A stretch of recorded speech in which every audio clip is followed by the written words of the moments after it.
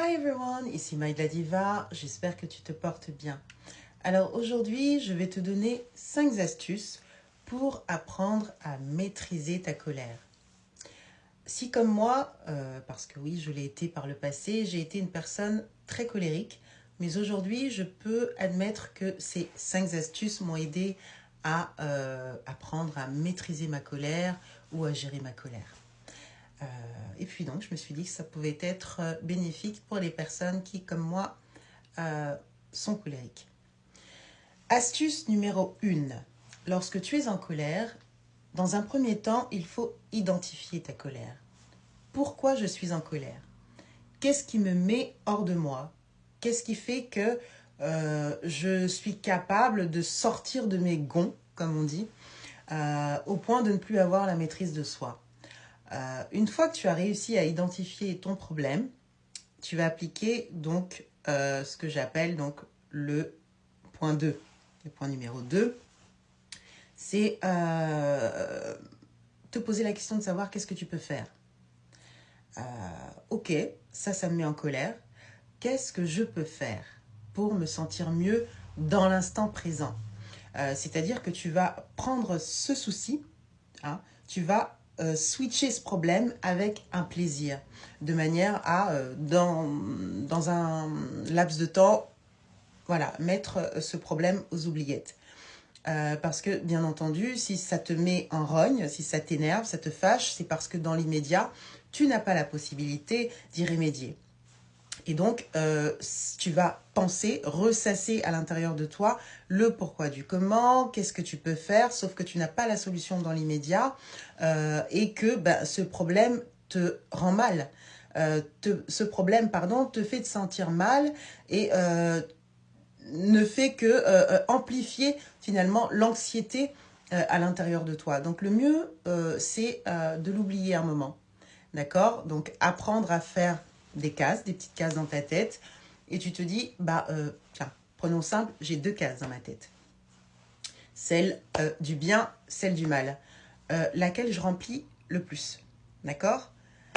Et bien entendu, on est tous, je pense, chaque être humain est quand même à la quête du bonheur, à la quête de se sentir bien, donc du bien-être, etc. Donc ce que tu vas faire dans un premier temps, tu identifies ta colère, donc pourquoi je suis en colère. Une fois que tu as trouvé pourquoi tu es en colère, est-ce que je peux y remédier dans l'immédiat? Sinon, tu switches ce problème avec un plaisir.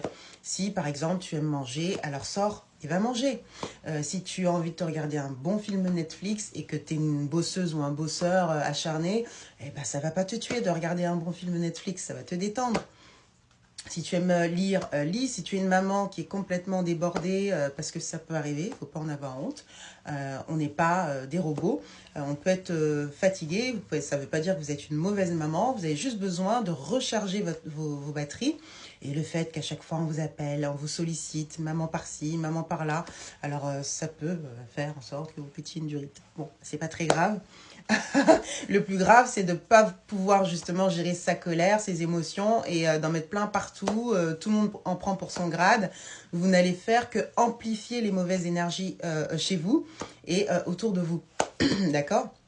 Donc c'est pas le but, tout le monde va se sentir mal et après vous risquez d'être déprécié des personnes que vous aimez parce que on se met ensemble pour s'entraider, pour aller de l'avant. Alors oui, les difficultés, ça arrive, mais l'idée, c'est de toujours justement pouvoir gérer ses émotions. Hein. Pour l'instant, on est en colère. On identifie la colère, d'accord? 2, on se protège. Donc voilà, donc une façon de se protéger, c'est par exemple prendre du recul. Comme je disais tout à l'heure, les enfants vous sollicitent de par-ci par-là, vous êtes fatigué, vous êtes excédé. Le mieux pour ne pas sortir des paroles blessantes à vos enfants, qui vont certainement pas comprendre pourquoi vous réagissez comme ça, parce que l'enfant n'a peut-être pas conscience que vous traversez une période difficile ou tout simplement que vous êtes colérique et que ça peut arriver de dire des choses comme ça parce que vous êtes énervé, donc sous l'effet de la colère, mais qu'au fond, vous ne le pensez pas, pas vraiment. Bon, un petit choui, mais pas vraiment. Et donc, du coup, ça va faire que, amplifier les mauvaises énergies à la maison. Donc, le mieux, c'est de se protéger et de les protéger, de protéger votre environnement en vous protégeant vous-même. Donc, vous cessez la conversation si c'est parce que vous disputez avec une personne.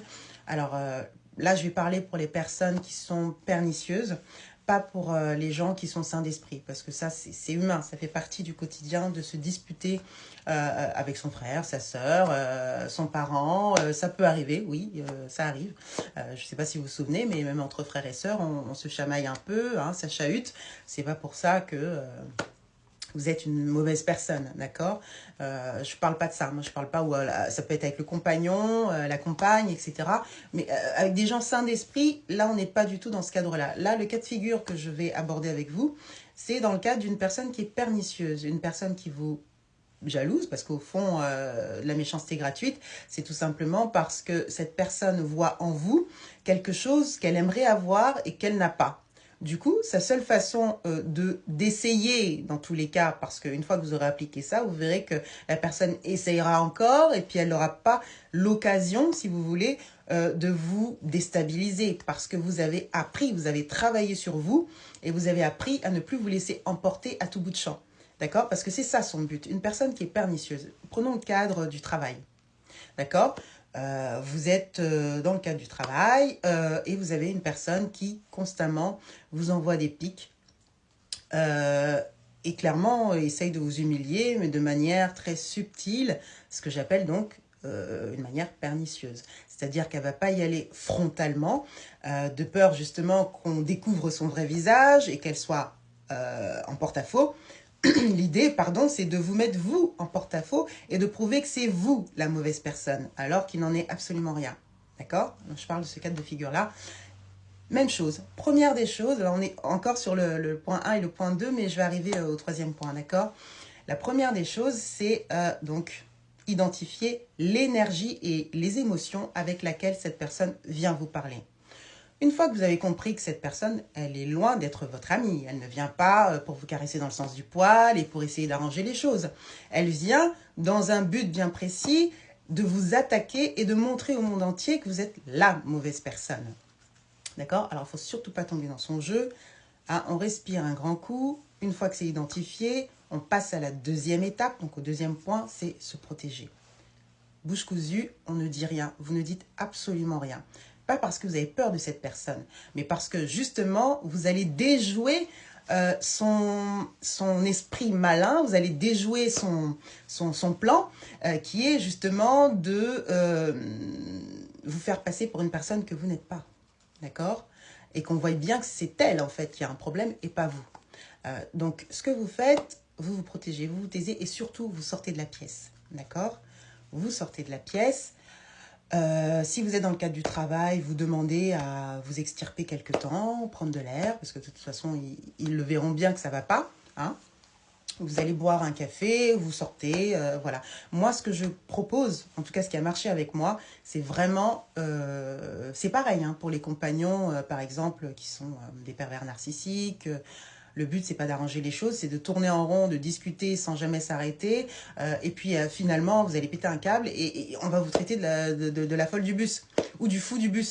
Hein, alors que vous avez toute votre tête, c'est juste que cette personne joue avec votre esprit constamment et que au bout d'un moment, ça suffit. Quoi. Donc, on ne dit rien, mais au bout d'un moment, 1 an, 2 ans, 3 ans, et ben oui, le cerveau, voilà, on est humain. On pète littéralement un câble, hein, et physiquement. Et puis, après, on se dit, mais qu'est-ce qui se passe ? Mais pourquoi elle est dans cet état? Pourquoi elle crie? Ça va pas? Mais juste pour ça? Alors c'est vrai que tu lui as dit ça, c'était pas très gentil, mais enfin bon, au point de prendre ces proportions-là, parce qu'on est dans une société où finalement les gens qui font du mal, c'est malheureux à dire, mais sont transformés en héros. Et les personnes qui sont bien, les bonnes personnes, sont transformées en faibles. Voilà, on les traite de faibles et limite, vous êtes tellement faible, vous devenez hypersensible, voilà, et que bon, bah, vous êtes un petit peu dans le déni, dans l'exagération, vous extrapolez, vous inventez des histoires parce que c'est vrai, la personne t'a dit ça, j'avoue, c'était pas sympa, mais enfin bon, ça devait pas prendre cette proportion-là. Sauf que bah, vous êtes humain et humaine et que bah, oui, même si vous dites rien, c'est pas parce que vous avez forcément peur de cette personne, la plupart du temps pas du tout, c'est juste tout simplement que bah, vous avez appris à respecter l'autre en face de vous et malheureusement, vous n'avez pas les mêmes valeurs.